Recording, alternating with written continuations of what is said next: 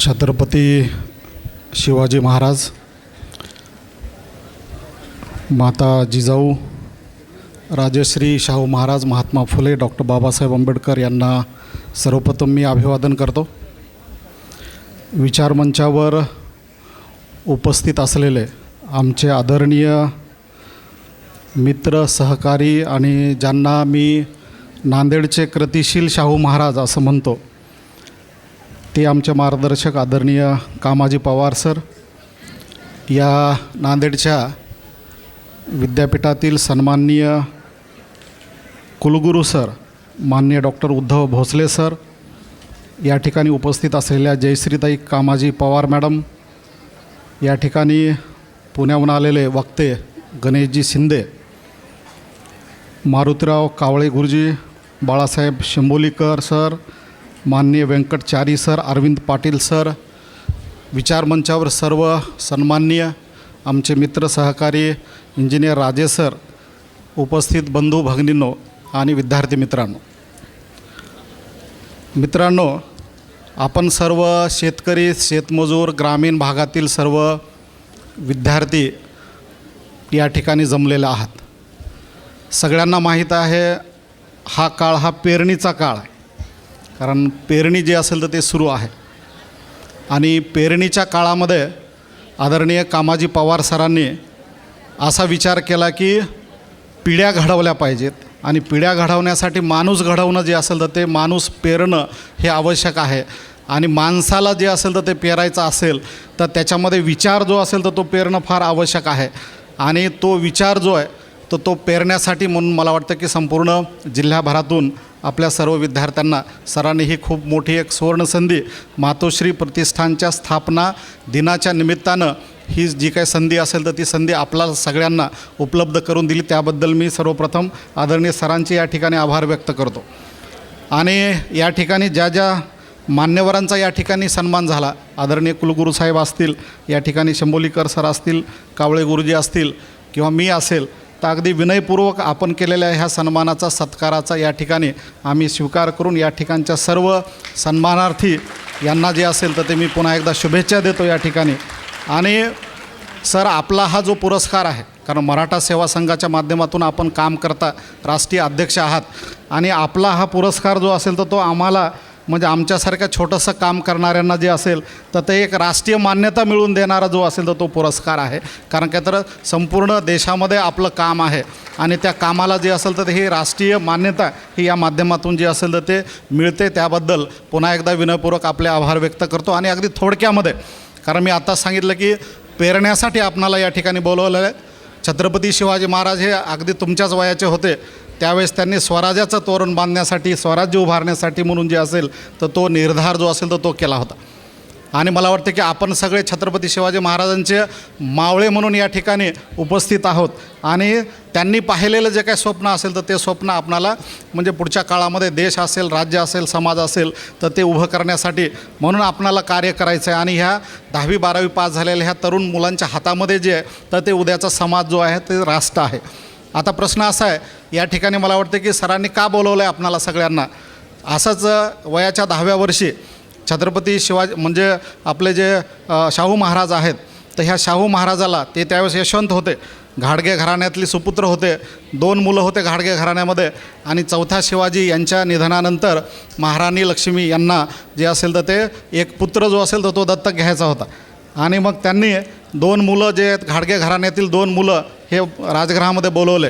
आणि राजगृहामध्ये बोलवल्यानंतर त्या 2पैकी पहिल्या मुलाला, जो पहिला मोठा मुलगा होता, त्या मोठ्या मुलाला विचारलं महाराणीनं की बाबा तू नेमकं कशासाठी आलात या ठिकाणी. तर मोठ्या मुलानं सांगितलं, थोडा गांगावून गेला तो. आणि मोठा राजवाडा, मोठा सगळा लवाजमा पाहून तो थोडा गांगावून गेला आणि त्यानं सांगितलं की मी या ठिकाणी राजवाडा पाहण्यासाठी आलो. महाराणीनं सांगितलं ठीक आहे, याला जे असेल तर ते तुम्ही राजवाडा पाहण्यासाठी घेऊन जा. दुसरा मुलगा होता 10 वर्षाचा, म्हणजे वय फार लहान होतं, त्याचं नाव यशवंत. महाराणीनं त्याला विचारलं की बाबा नेमकं तू कशासाठी आला, तुझा मोठा भाऊ तर राजवाडा पाहण्यासाठी आला, त्याला पाठवून दिला आम्ही, तू कशासाठी आला या ठिकाणी.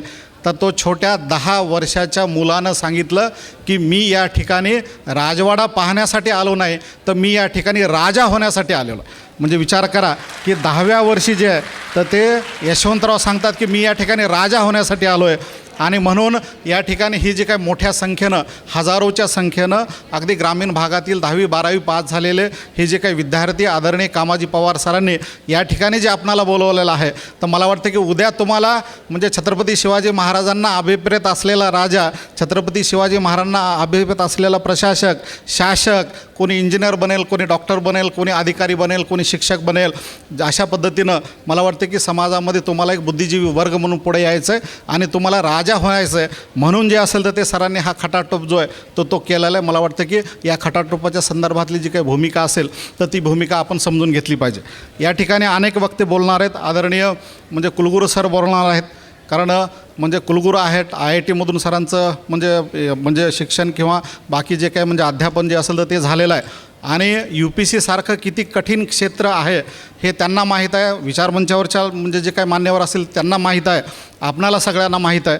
कारण काय तर म्हणजे डॉक्टर बाबासाहेब आंबेडकर मराठवाडा विद्यापीठ औरंगाबाद या ठिकाणाहून दरवर्षी म्हणजे जे असेल तर ते आलटून पालटून जे असेल तर ते दरवर्षी नाही, आलटून पालटून एखाद्या वेळेस 2 विद्यार्थी हे UPSCमध्ये अंतिम याच्यामध्ये येतात. आपल्या नांदेडमधून जे असेल तर जे विद्यापीठ आहे तर तिथे आपण दरवर्षी जे असेल तर ते म्हणजे यशस्वी विद्यार्थी करण्यामध्ये जे असेल तर ते जरी अपयशी आपण ठरत असलो तरी मला वाटतं की या ठिकाणसुद्धा जो आहे तर तो एक चांगला प्रयत्न, अनेक म्हणजे जे काही प्रयत्न असेल तर ते प्रयत्न अनेक गेल्या वर्षामधून विद्यापीठामध्ये होत आहेत. म्हणजे एखाद्या विद्यापीठाला वर्षामध्ये रिझल्ट देण्यासाठी म्हणजे 2 विद्यार्थ्यांचे रिझल्ट आपण देतो. मराठवाड्यामध्ये 2 विद्यापीठं आहेत, कृषी विद्यापीठ आहे, तर 2 रिझल्ट आपण देतो. आंबेडकरवादी मिशननं गेल्या 10 वर्षामध्ये 200 IAS IPSचे रिझल्ट जे असेल तर ते दिले. म्हणजे हे जे काही काम असेल पूर्ण 22 राज्यामध्ये आंबेडकरवादी मिशनचे विद्यार्थी हे IAS IPS IRS म्हणून जे असेल तर ते काम करतायत. आज महाराष्ट्रामध्ये सर्वच जिल्ह्यामध्ये अगदी मला वाटतं की नांदेडमध्ये 15-16 आमचे पोलीस अधिकारी जे असेल तर ते काम करत असतील. आणि नांदेडमधून मी जर निघालो तर मला वाटतं की दिल्लीच्या दिशेनं निघो का मद्रासच्या दिशेने निघो असा एकही जिल्हा नाही की ज्या जिल्ह्यामध्ये मिशन केंद्राचा विद्यार्थी हा अधिकारी नाही, असा एकही म्हणजे जिल्हा जो असेल तर तो सुटलेला नाही. तर हे जे काही म्हणजे योगदान असेल तर हे राष्ट्रीय निर्मितीसाठी म्हणून योगदान आहे. कारण की तर नुसतं अधिकारी करणं हे काय आमचं काम नाही, कारण पुण्या मुंबईमध्ये याच्यासाठी भरपूर म्हणजे क्लासेस आहेत, भरपूर जे असेल तर ते म्हणजे फीज घेऊन करणारे क्लासेस आहेत.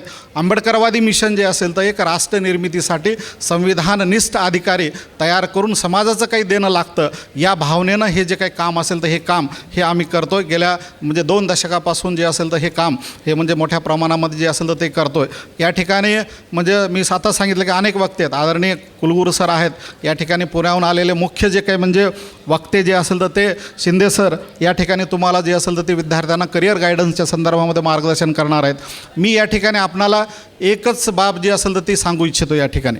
कारण काय तर सध्या जगाला कोण रूल करतं आहे, हू रूल्स द वर्ल्ड, सध्या जगाला कोण म्हणजे लीड करतं आहे, सध्या जगावर कुणाचं शासन आहे, तर ज्याच्याकडे 200, 500, 1000, 2000, 20,000 जमीन आहे, म्हणजे कोण जमीनदार आहे.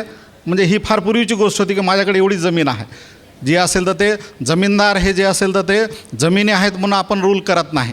आपण जे असेल तर देश एखादा माझ्या ताब्यात आहे म्हणून आपण रूल करत नाही. एखादा जो असेल तर तो फार श्रीमंत आहे पिढीजात म्हणून जो असेल तर तो रूल करत नाही. तर जगाला सध्या आयडिया जे असतील, इनोव्हेटिव्ह आयडिया ह्या जगाला रूल करतायत. म्हणजे जगाला जे रूल करतायत शिक्षण जे असेल, शिक्षण क्षेत्र आणि त्याच्यामधून निघालेल्या ज्या इनोव्हेटिव्ह आयडियाज आहेत तर त्या आयडिया ह्या रूल करतायत.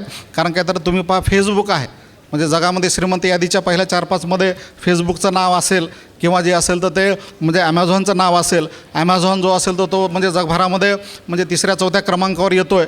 मग नेमकं प्रश्न असा आहे की तो काय उत्पादन करतो आहे, त्याच्याकडं जमीन नाही, तो काय पिढीचा जमीनदार नाही, तो काय जे असेल तर ते काही उत्पादन करत नाही.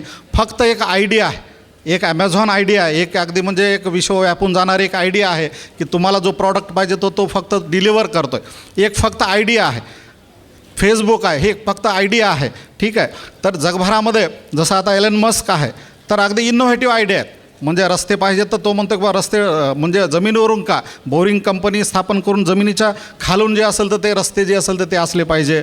अगदी मंगळावर जे असेल तर ती वस्ती तयार करण्याचं आपल्याकडे आपण आपल्या वस्त्या जे असेल तर ते नवीन नगर आपण स्थापन करतो आहे तर तो विचार करतो की बा आपण मंगळावर का वस्ती उभं करू नये. अगदी इनोव्हेशन जे असेल आणि आयडिया जे असतील शिक्षणाच्या माध्यमातून निर्माण होणाऱ्या आयडिया जे असतील, मायक्रोसॉफ्ट आहे जे की म्हणजे सॉफ्टवेअर आणि बाकीच्या संदर्भामध्ये ज्यांनी निर्मिती केली आणि आज जगामधल्या पहिल्या 3 बेस्ट ब्रेनमध्ये जे असेल तर ते ज्याचा बिल गेट्सचा उल्लेख होतो, अगदी बुद्धिमत्तेच्या जोरावर, आयडियाच्या जोरावर, इनोव्हेशनच्या जोरावर आज जगभरामध्ये शिक्षणाच्या जोरावर आज शिक्षण घेतलेले किंवा शिक्षण क्षेत्रामधून पुढे आलेले हे जे काही लोक असतील तर हे जगाला रूल करतायत.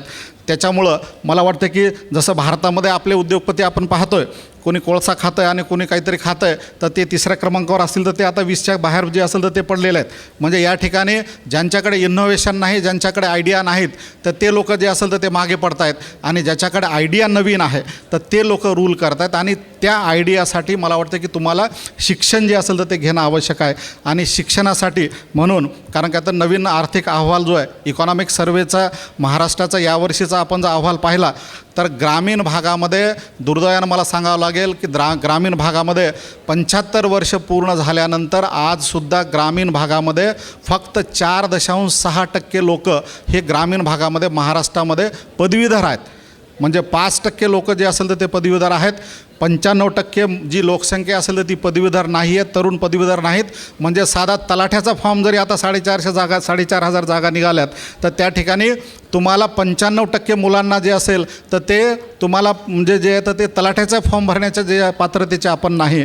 त्याच्यामुळे शिक्षण क्रांती अभियान आता जे राजेसाहेबांनी सांगितलं की जानेवारीमध्ये आम्ही महात्मा फुले यांच्या विचारांना समर्पित करणारं, शाहू महाराजांच्या विचारांना समर्पित करणारं, डॉक्टर बाबासाहेब आंबेडकरांना अभिप्रेत असलेलं शिक्षण क्रांती या देशात झाली पाहिजे. कृषी क्रांतीसाठी या ठिकाणी आपण पुरस्कार दिला आहे. 2री कृषी क्रांती होऊ घातलेली आहे. 4थी इंडस्ट्रियल रिव्होल्यूशन येतं आहे. अंड्यांचं, मांसांचं सगळ्याचं उत्पादन ज्या संदर्भामध्ये क्रांती होते पण भारतामध्ये शिक्षण क्रांतीच्या संदर्भात कोणी बोलत नाही.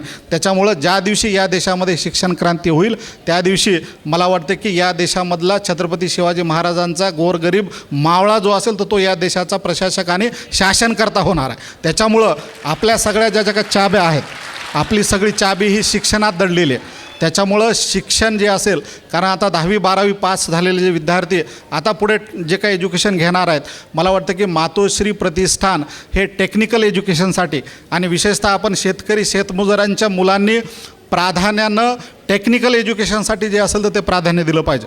कारण काय तर टेक्निकल एज्युकेशन जे असेल तर हेच तुम्हाला उद्याचं जॉब ओरिएंटेड आहे. उद्या जे असेल तर तुम्हाला करिअरसाठी टेक्निकल एज्युकेशन जे असेल तर ते अत्यंतिक महत्त्वाचं आहे. आणि नांदेडसाठी नाही तर पूर्ण महाराष्ट्रामध्ये येत्या काळामध्ये अग्रेसर होऊ म्हणजे पाहणारं मातोश्री प्रतिष्ठान हे जे काही म्हणजे टेक्निकल इन्स्टिट्यूट आहे तर ते टेक्निकल इन्स्टिट्यूट हे मला वाटतं की या सगळ्या महापुरुषांच्या विचाराला केंद्रबिंदू मानून शिक्षण क्षेत्रामध्ये व्यावसायिकता नाही तर शिक्षण देणं हे यांचं पहिलं उद्दिष्ट जे असेल तर ते पवारसाहेबांचं आहे. त्याच्यामुळे मला वाटतं की मातोश्री प्रतिष्ठानसारख्या प्रतिष्ठानमधून आपण सगळ्यांनी टेक्निकल एज्युकेशनसाठी जे असेल तर ते पुढे यावं अशी एक सूचना मी या ठिकाणी जे काही उपस्थित विद्यार्थी आहेत त्या सगळ्या विद्यार्थ्यांना मी या ठिकाणी करेल. सोबतच जे आहे कारण काय तर विद्यार्थ्यांनी शिक्षण जे असेल तर ते नोकरी मला कुठं लागतं आहे, कारण भारतामध्ये एक फार मोठा म्हणजे जे काही षडयंत्र आहे की नोकरीचा आणि शिक्षणाचा आपण संबंध जोडून इथं कुठं नोकरी लागतं आहे आणि म्हणून जे असेल तर ते आपण शिक्षण शिकायचं नाही अशा पद्धतीनं बहुजन वर्गाला जे असेल तर ते आपल्या म्हणजे शेतकरी शेतमजुरांच्या लेकरांना शिक्षणापासून वंचित करण्याचं जे काही काम असेल तर ते काम या देशामध्ये अनेक वर्षापासून झालेलं आहे. माझी एक आपल्या सर्व विद्यार्थ्यांना विनंती आहे की शिकत राहा, अगदी शिकत राहा. अगदी तुमची पदवी हो, तुमची PhD हो, तुमची DSc हो, अगदी म्हणजे त्या संदर्भामध्ये जे असेल तर ते आपण म्हणजे शिक्षण हे आपण सातत्यानं जे असेल तर ते घेत राहिलं पाहिजे. सोबतच शिक्षण घेत असताना म्हणजे करिअरसाठी जर म्हणाल तर मला वाटतं की आम्ही शिक्षण क्रांती अभियानामध्ये विद्यार्थ्यांना हे सांगतो की तुम्ही जे आहे तर ते शिकता एक फॉरेन लँग्वेज शिका. कारण काय तर एक परकीय लँग्वेज युनायटेड नेशनमध्ये ज्या काय 5 भाषा आहेत, इंग्रजीत आपण शिकतो पण बाकीच्या ज्या काय 4 भाषा असतील तर त्या आंतरराष्ट्रीय क्षेत्रामध्ये तुम्हाला जपानी आलं, साधं तुम्हाला जर्मनी आलं तर तुम्हाला जे असेल तर ते लाखो रुपयाचे पॅकेज हे तुम्हाला विदेशामध्ये मिळू शकतात. त्याच्यामुळं तुम्ही विदेशी जे काही एक भाषा असेल तर ती भाषा अवगत करा. ते एक तुमच्या शिक्षणासोबत जो असेल तर तो एक महत्त्वाची ॲसेट जी असेल तर ती असणार आहे. तर ती फॉरेन लँग्वेजसोबत टेक्निकल एज्युकेशनसोबत इनोव्हेटिव्ह आयडियाज आणि शिक्षणामधलं जे काही सातत्य असेल तर ते सातत्य आपण जे असेल तर ते म्हणजे टिकवून आपण सर्व जे असेल तर ते मोठ्या प्रमाणामध्ये म्हणजे पुढे येताल आणि या समाजाला आणि या देशाला देणं लागताल अशा पद्धतीचं जे असेल तर ते तरुण आपण छत्रपती शिवाजी महाराज शाहू महाराज यांना अपेक्षित असलेले तरुण आपण होताल अशा पद्धतीची अपेक्षा या कार्यक्रमाच्या प्रसंगी जी असेल तर ती मी या ठिकाणी व्यक्त करतो. सोबतच या ठिकाणी म्हणजे मध्यंतरी जे काय अभियान या ठिकाणी आदरणीय कामाजी पवार सर होते, मध्यंतरी दिवाळीला एक कार्यक्रम झाला होता आणि त्या कार्यक्रमामध्ये म्हणजे शेतकऱ्यांच्या आत्महत्येच्या संदर्भामध्ये विषय आला होता. तर त्या ठिकाणीसुद्धा मी घोषित केलं होतं की जे विद्यार्थी शेतकऱ्याचे आत्महत्याग्रस्त म्हणजे घरातील पदवीधर विद्यार्थी असतील अशा विद्यार्थ्यांना नांदेडमध्ये MPC UPC करण्यासाठी आंबेडकरवादी मिशन हे निःशुल्क प्रवेश देण्यासाठी जे असेल तर ते तयार आहे. कृपा करून जे असेल तर त्याचे लाभ आणि विद्यार्थी हा कुठल्याही प्रवर्गातील असो आंबेडकरवादी मिशनमध्ये सर्व प्रवर्गातील विद्यार्थ्यांना प्रवेश दिले जातात. या ठिकाणी सर्व विद्यार्थ्यांसाठी प्रवेश जे असेल तर ते म्हणजे अगदी बाहेरच्या क्लासेसच्या तुलनेमध्ये फक्त 5% दरामध्ये फक्त 5% निधी शुल्क घेऊन आम्ही या ठिकाणी जे असेल तर ते विद्यार्थ्यांना म्हणजे मार्गदर्शन करत असतो. सोबतच नांदेड आणि दिल्लीमध्ये जे आंबेडकरवादी मिशनचं केंद्र आहे त्या ठिकाणी UPC प्रिलिम पास होणाऱ्या सर्व विद्यार्थीला सगळ्या जाती धर्मातील विद्यार्थ्यांना निःशुल्क मेन्सची तयारी, राहण्याची तयारी, अभ्यासिकेची तयारी, खाण्याची तयारी, अगदी बुटाचा लेस बांधण्यापासून ते टाय बांधण्याची पूर्ण जबाबदारी आंबेडकरवादी मिशन निःशुल्क घेत असतं. आणि त्याच्यासाठी सर्व जाती प्रवर्गातील जे विद्यार्थी असतील सगळ्या कास्ट कॅटेगरी धर्म रिलिजन हा विषय नाही तर सर्व प्रवर्गातील विद्यार्थ्यांना जे विद्यार्थी UPCचे प्रिलिम पास होतात त्यांच्या मेन्सच्या तयारीसाठी आता यावर्षी 40 ते 42 विद्यार्थ्यांना दिल्लीमध्ये मिशन केंद्र हे स्पॉन्सर्ड करतं आहे. त्यांच्या राहण्याची व्यवस्था त्यांच्या मार्गदर्शनाची व्यवस्था जी असेल तर ते मिशन करतं आहे. सोबतच जे असेल तर ते MPCमध्ये जे प्रिलिम होतील सर्व प्रवर्गातील विद्यार्थ्यांना नांदेडमध्ये मिशनमध्ये निःशुल्क प्रवेश आहेत. तर मला वाटतं की याचा आपण सगळ्यांनी लाभ घ्यावा अशा पद्धतीची या ठिकाणी विनंती करतो. पुन्हा एकदा आदरणीय कामाजी पवार सर, आदरणीय जयश्रीताई आणि मातोश्री प्रतिष्ठान सर्व पदाधिकारी सर्वांचं या ठिकाणी विनयपूर्वक मी आभार व्यक्त करतो. आपण या ठिकाणी समाजरत्न हा पुरस्कार देऊन खरं तर समाजरत्न आम्ही काही सिद्ध झालेलो नाहीत अजून. मला वाटतं की त्या दिशेनं मार्गक्रमण करत असतानाची एक जबाबदारी जी असेल तर ती जबाबदारी म्हणून विनयपूर्वक आपला हा पुरस्कार या ठिकाणी स्वीकार करून आपला पुन्हा एकदा आभार व्यक्त करतो. थांबतो. जय भीम, जय भारत.